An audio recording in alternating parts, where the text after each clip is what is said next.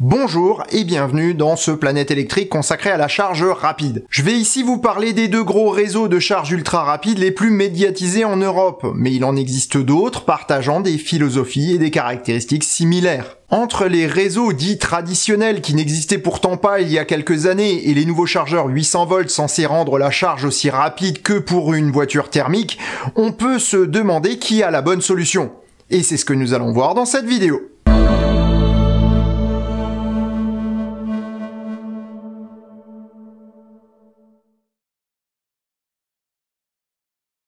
Ah ben ouais, ça doit pulser les 800 volts pour la recharge. C'est autre chose que les pauvres 350 ou 400 volts des superchargeurs Tesla, dis donc. Salut moi, décidément tu n'en rates pas une pour me titiller, mais finalement ça m'arrange bien, hein.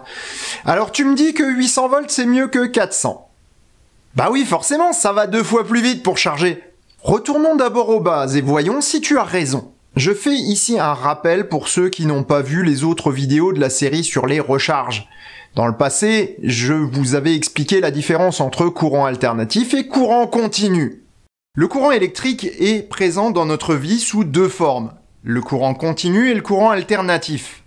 Dans le courant continu, les électrons circulent dans un sens, alors que dans le courant alternatif, ils se déplacent alternativement dans un sens puis dans l'autre. Pour la recharge à domicile et la recharge à moyenne puissance, c'est souvent le courant alternatif qui est fourni par les bornes. Vu les puissances demandées, c'est plus simple. Pourtant, cette technologie a une limite importante, la puissance du chargeur interne de l'auto. Pour passer outre cette limitation, il suffit de charger la batterie directement en courant continu.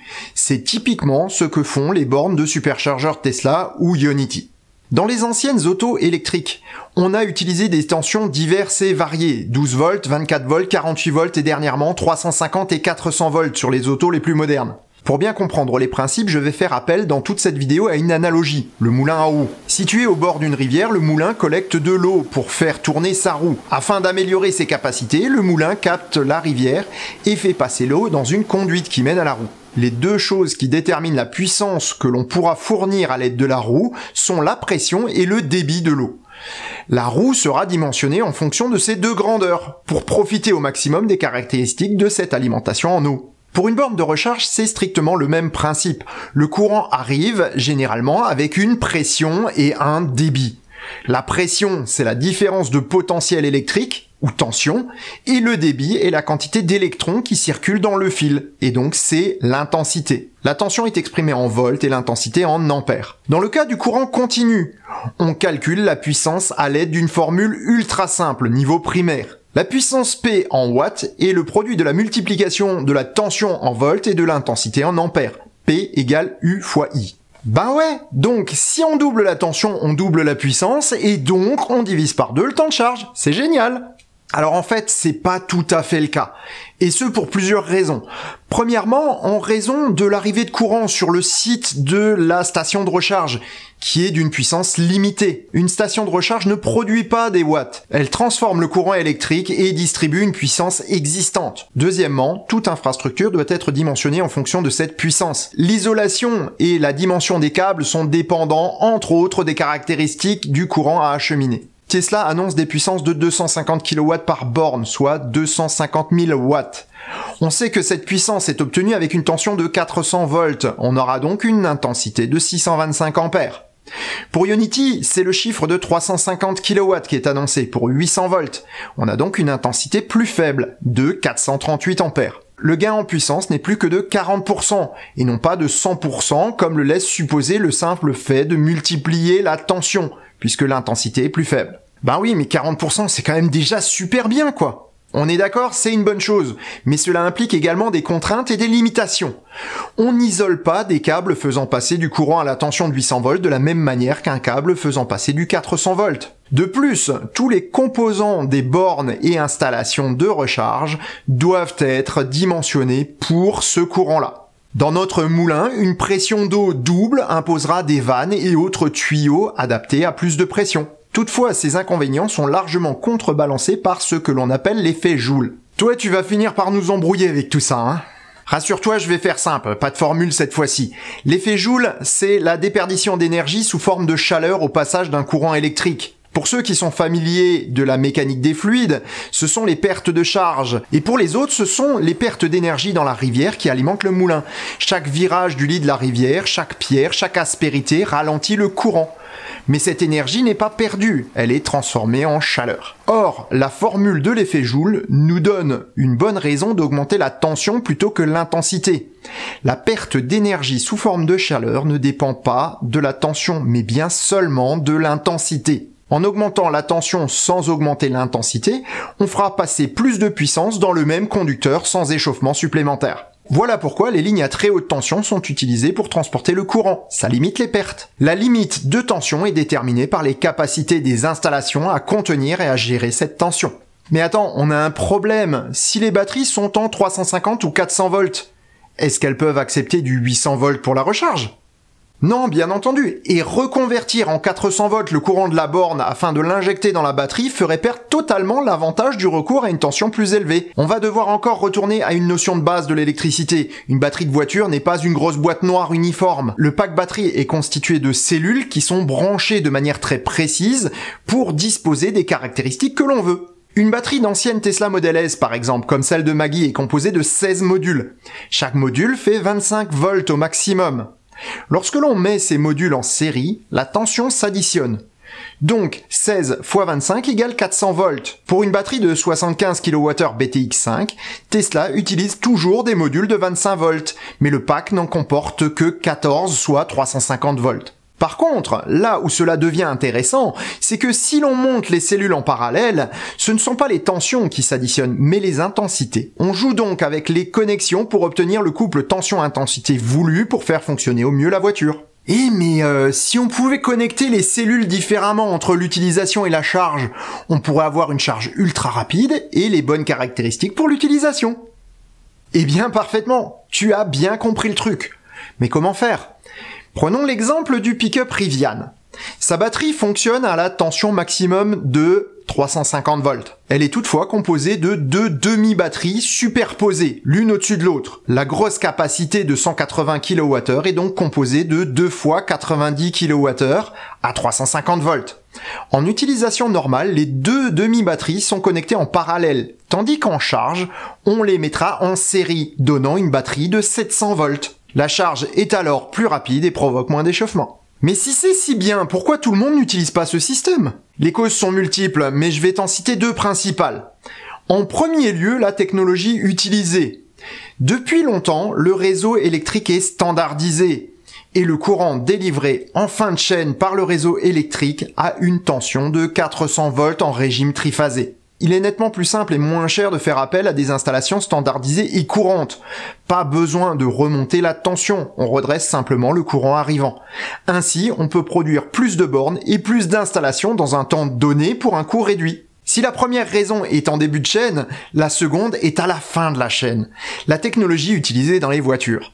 Les connexions multiples coûtent cher en poids et en argent dans une auto, surtout produites en très grande série. Cela peut avoir des implications énormes sur la rentabilité d'une auto.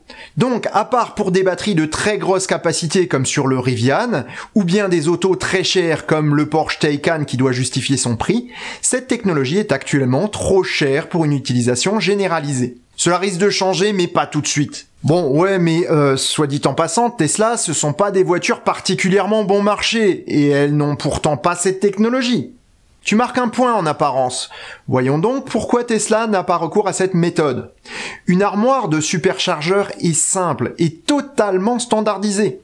Elle utilise des composants produits en extrêmement grande série et donc se révèle peu chère et surtout peut être produite rapidement. On peut donc en avoir beaucoup. Contrairement à une borne Ionity, un superchargeur Tesla se passe de composants compliqués et chers destinés à gérer la tension, mais aussi des écrans et autres claviers tactiles trop souvent sujets à des dysfonctionnements.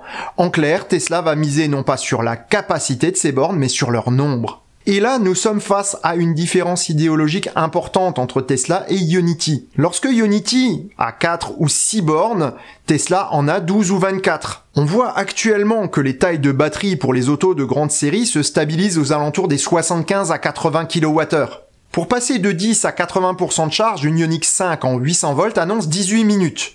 Il en faudra 30 pour une auto de même capacité en 400 volts. Lorsque l'on rapporte ce temps au nombre de bornes, 6 Ionity permettront de charger 20 voitures sur une période de pointe, tandis que 12 superchargeurs Tesla pourront en charger 24. Et ce calcul n'est valable que si toutes les autos qui se chargent sur Ionity disposent d'une charge rapide 800 volts, ce qui est loin d'être le cas. Et ce sera même encore pire lorsque les chargeurs seront pris d'assaut lors des chassés-croisés de vacances. Comme dans les stations-service, il faudra attendre son tour pour charger et le gain de temps de charge disparaîtra. De plus, une borne en panne ou indisponible aura un impact nettement plus grand sur un parc de 6 bornes que sur un parc de 12.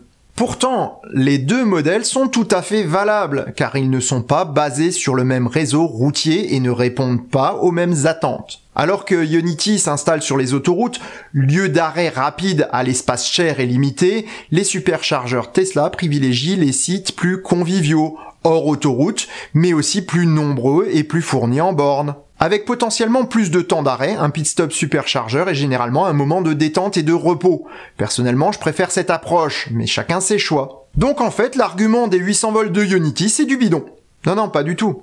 Il répond à une autre manière de voir les choses. Ceux qui veulent s'approcher le plus possible de l'ancien usage de la voiture thermique pour aller en vacances seront séduits par Ionity, tandis que ceux qui voudront faire de leur trajet une part de plaisir préféreront un système comme celui de Tesla. Pour ceux qui travaillent avec leur voiture, il y aura toujours ceux qui veulent gagner du temps sur les trajets et ceux qui s'organisent pour travailler pendant les pauses. Tout est une question d'organisation et de style de vie. Et voilà pourquoi on ne peut opposer les deux modèles.